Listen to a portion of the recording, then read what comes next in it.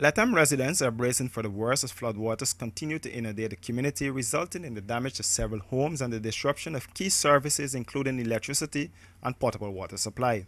Already the problems on the ground are challenging as the government moves to set up makeshift shelters and evacuate persons who are trapped in the river area.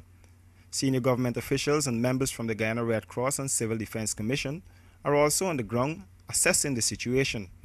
Updating the media on the situation on the ground, Agriculture Minister Robert Poussard and Minister within the Ministry of Health, Dr. Barry Ramsaran, said that so far they are trying to get food and medical supplies to the residents. The ministers noted that shelters have been set up to accommodate those who are hard hit by the crisis.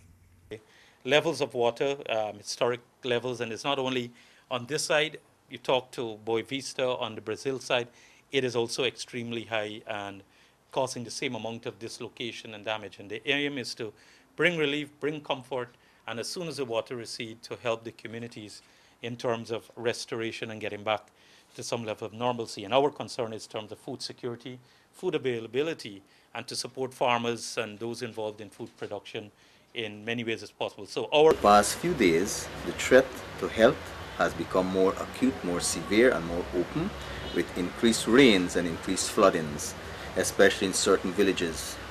Our information is that the villages along the Rupununi are in some cases submerged and the water is intruding onto the areas where people live, not only farm or work.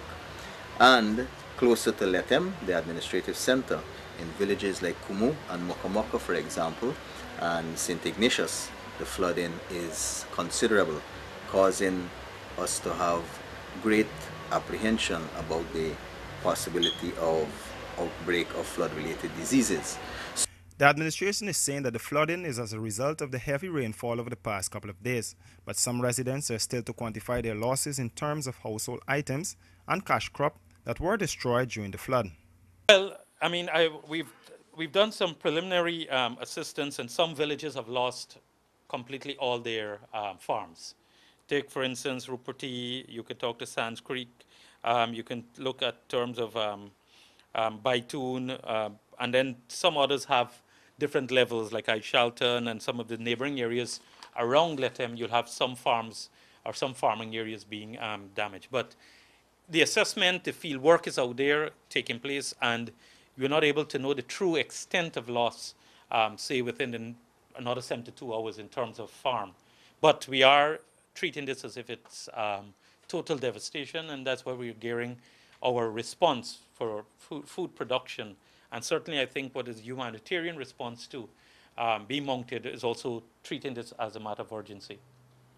The Minister of Agriculture has deployed its engineers and equipment to the flood-hit community to bring relief to those affected. Reporting for our Capital News, Royce Hendricks.